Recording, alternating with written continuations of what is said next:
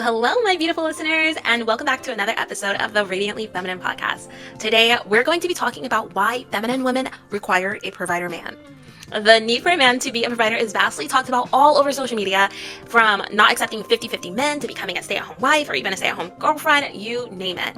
But I want to talk about this today because I rarely hear people talk about why feminine women truly require providers in their lives.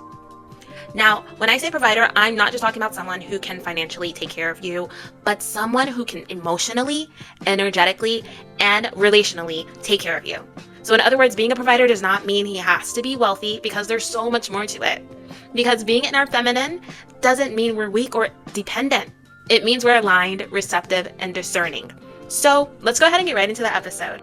I think it's important that we start off by redefining the role of a provider. So the word provider has often been reduced to money all over social media. But provision in its full sense is about proactive care, presence, and protection. As a feminine woman, you're not just looking for a man who can pay for dinner or pay for your bills. You should be seeking a man who creates emotional security, who offers consistency, and who makes room for your softness to thrive. You shouldn't just settle for one. You shouldn't have to just settle for one. You can have a guy who has all of these, who's a true provider. A provider isn't someone who controls you, or he's not someone who is capable of financially abusing you. It's someone who covers you, protects you. A true provider man will be capable of being sensitive to your needs while remaining stern. So know the difference. Feminine women don't need a wallet. They need a container. And what I mean by a container is that someone who provides stability for her to safely express herself, to expand, and to be able to surrender. Now, we do need to talk about what feminine women need beyond the material items. So after doing some research, I found what I'm going to label as the top 5 things feminine women need from a provider. And the first one is emotional consistency.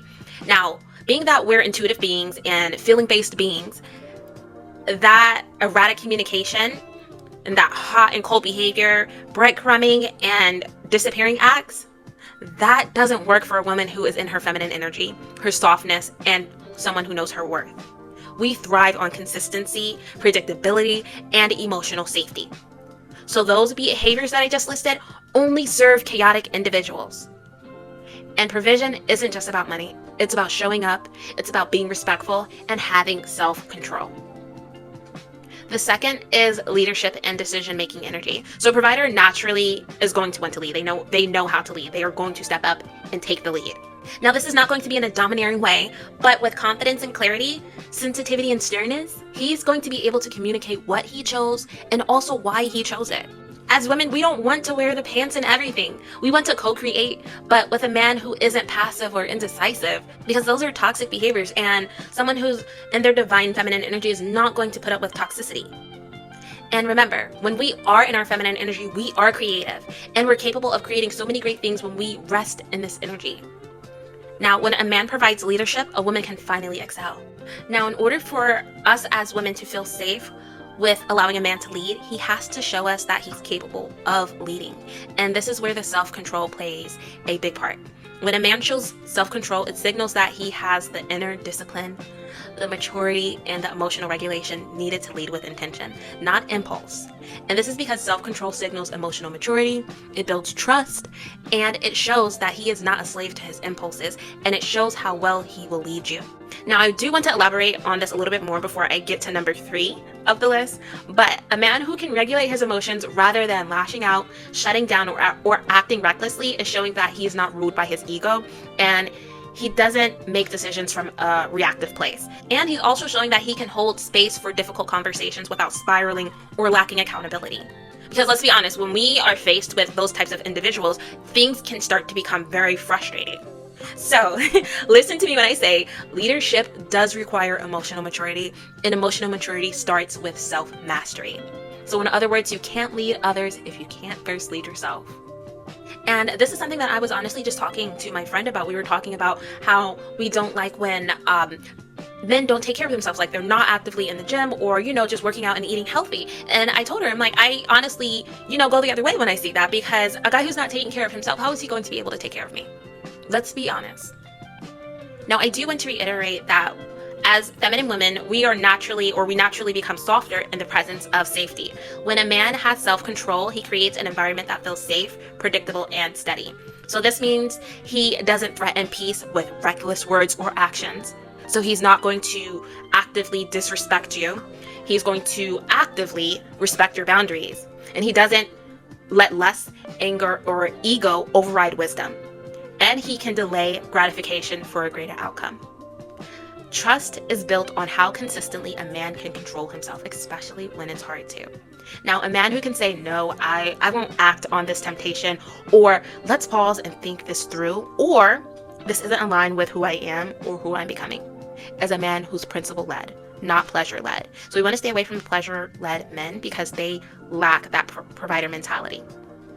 So when they are someone who's principle-led and not pleasure-led, that's a sign for a leader, and that's a protector, and that's someone you can actually build with. And it's unfortunate. I'm seeing that a lot of men are not partaking in their own healing journeys when I compare it to, women that are partaking in their healing journeys and trying to grow.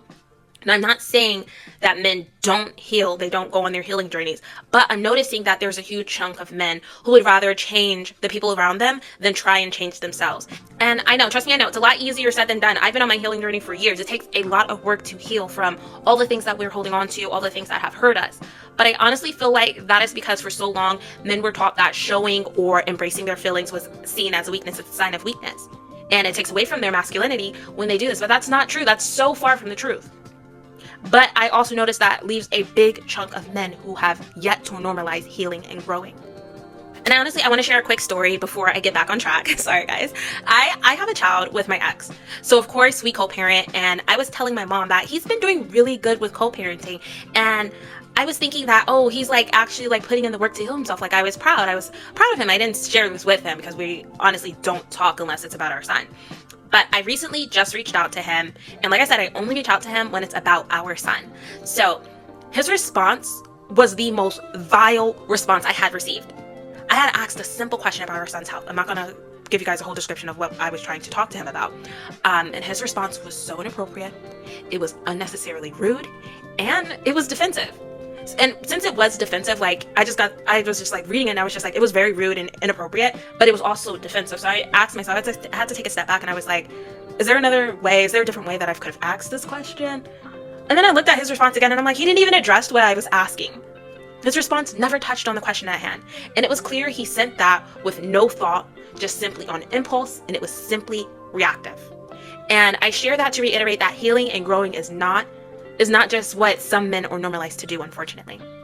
So I say all of that to say any man can chase, but a man with self-control can choose intentionally and wisely. So now that we're back on track, I want to share that I see it too often. People think control means suppression, but healthy self-control is actually a form of powerful restraint. It's about the ability to lead from clarity, not chaos.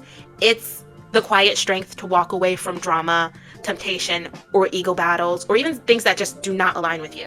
And a man with true strength doesn't need to dominate. He leads through calm conviction and not chaos.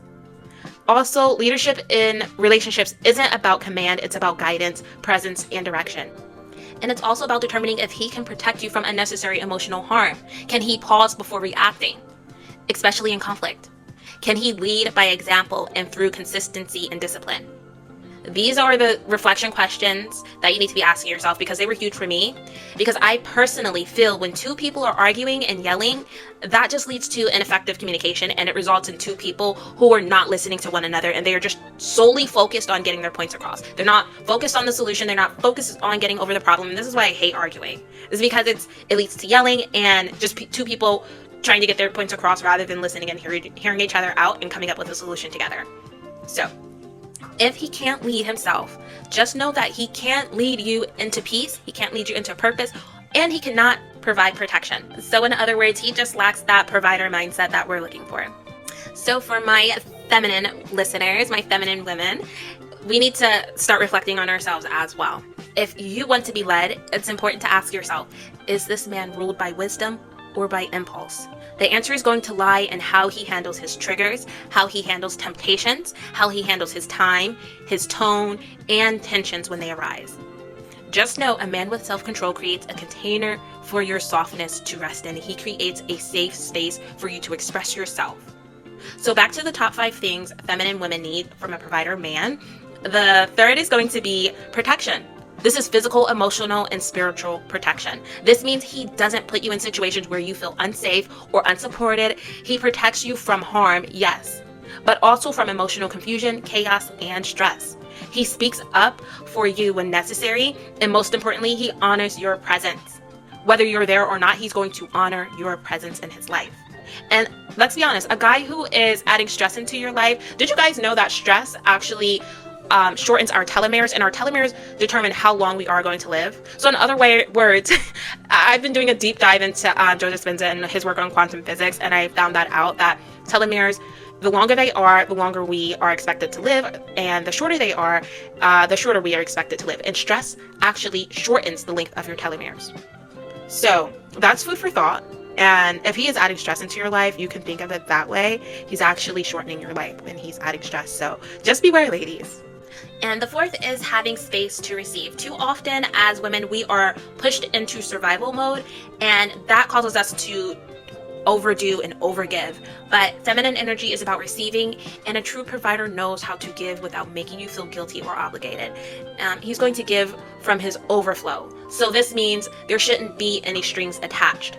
And I like this because this kind of puts it all into perspective for what's being pushed out there on social media. He is giving from his overflow. So yes, a wealthy man is going to be more likely to be a provider because he's able to give you what he has an overflow of. And if somebody who's still working on themselves or not where they want to be in life, how can they give you your overflow or give from his overflow? But if you always feel like you owe a guy after he gives you something, he's not truly providing, he's trading. So whether it looks like him wanting to take you home after that dinner date, or providing you with money or material items for something in return, this is trading, ladies. This is not provision. And lastly, number 5, provision with purpose. So this is not about being flashy, it's about being intentional. Does he invest in you? Because let's be honest, if he's not putting in much effort or buying you something here and there, he's less likely to see you all's connection through. So other questions to consider: does he value your well-being, your dreams? Does he plan ahead, or does he leave you planning everything? Is he thoughtful in how he shows up? And I personally found that when a man is flashy and quick to try and impress you with his material items, these men that I've encountered always answer this one question with the same exact answer. The question is, what are you looking for? Because knowing someone's intentions is crucial when you are committed to not wasting your own time. And their answer is always something along the lines like, well, I'm just looking to see where things go. I prefer someone who is intentional because I am an intentional person. I say all of that to say that someone who is being unintentional with you is going to most likely waste a lot of your time and energy. And 9 times out of 10, you're going to see that things aren't going the way that they should be. You'll be stuck in a situationship, so you'll start to try and control the connection, and that is going to deplete you of your feminine energy. So I do think it's also important to talk about what blocks feminine women from attracting providers. Now, let's flip things for a second. Sometimes we say we want a provider, but energetically, we're not aligned with one. You may ask why. So let's discuss a few common blocks that we may have. We overfunction, so this means being stuck in survival mode. We don't let anyone give to us. We're not able to receive. We associate provision with control due to past trauma. We attract projects instead of partners, so this is going to be the people that we have to fix in order to feel valuable or worthy. We haven't healed our worthiness wounds, so we settle for breadcrumbs. It's important to know feminine energy is about receiving, but receiving requires trust in yourself and trust in the masculine. So the question becomes, can I hold space for being loved, led, and cared for without shrinking, fighting, or fearing it? If you're finding that you are to blame for not attracting what you want, I want you to know that it's okay to take a break from dating to work on yourself, because this is what the podcast is all about, you guys. You should know by now, if you don't heal, you won't recognize provision. You'll reject it, you'll sabotage it, or settle for less than what provision is. I've said this before in previous episodes. You attract what you are aligned with. So this means unhealed wounds act like magnets. If you haven't healed emotional abandonment, inconsistency, or neglect, you may crave provision but feel uncomfortable when it shows up. Or you might attract unavailable or inconsistent men because it feels familiar to you and your nervous system. Or healthy love will feel boring, suspicious, or too good to be true because you don't know how to rest in the quietness and the stillness. So in other words, you don't attract what you want, you attract what feels safe to your nervous system. But when you heal, it actually is going to teach you how to receive. And I wanted to share with you that unhealed women often overgive, overfunction, and try to prove their worth. And a provider pours into a woman who knows how to receive without guilt, who rests without shame, and trusts without testing. If you're still in survival mode, receiving will feel unsafe, and you'll either reject it or feel indebted to it. So healing actually makes space for your softness, and softness is where provision flows. And like I said earlier, you are able to unlock your softness or become soft when you feel safe. But you do have to heal in order to feel that safeness. Healing is also going to build discernment. So when you're if you're unhealed, you're more likely to mistake control for leadership, or love bombing for consistency, or financial provision for emotional safety. And that's just not the case.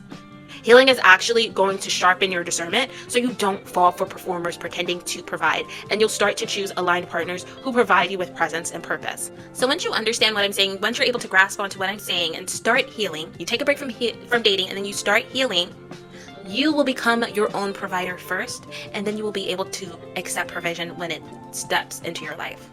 So before someone else can hold you, you must learn to hold yourself emotionally, spiritually, and energetically. And healing also teaches you that you are not helpless, but you are whole. And from that place, you won't chase provision. You will be able to choose it. A healed woman doesn't look for someone to save her. She seeks someone to build with her. So this means you stop settling for emotional scraps. When you're healed, your standards automatically rise. And this is not out of pride. It's actually out of peace. You don't tolerate inconsistency, confusion, or potential. We have to stop placing potential or unrealistic expectations onto people because it's not real. It's not reality. You have to step into the present moment. You have to step into reality. So stop tolerating inconsistency, confusion, and potential. You know what it feels like to live whole. So now you're only available for what adds to that and not subtracts from it. So in short, healing shifts your energy from I need someone to provide so I can feel safe to I've cultivated safety in myself and I'm ready to receive from someone who can match it. I am actually going to list reflective prompts for you all in the episode's description, along with the link for my free ebook that will help you cultivate happiness in your life. And let's face it, who doesn't want to be happier? It's free. Go ahead and click the link to download it. It's going to be in the episode description, along with 5 journal prompts. So I want you all to know that feminine energy doesn't mean you need a provider to survive. It means you're open to being poured into, being honored, and being led with love. A provider complements you. He's not going to complete you. He doesn't define your worth. He amplifies the safety and love that you have already built within yourself. So protect your peace, be clear about your standards, and never apologize for deserving a partner who provides, not just financially, ladies, but fully. You are worthy of that. You were always worthy of that. You just have to look within so you can see it. I want to thank you so much for tuning into this episode. And if it resonated with you, share it with a friend who needs this reminder and leave a review to help the podcast grow. Pretty please and thank you.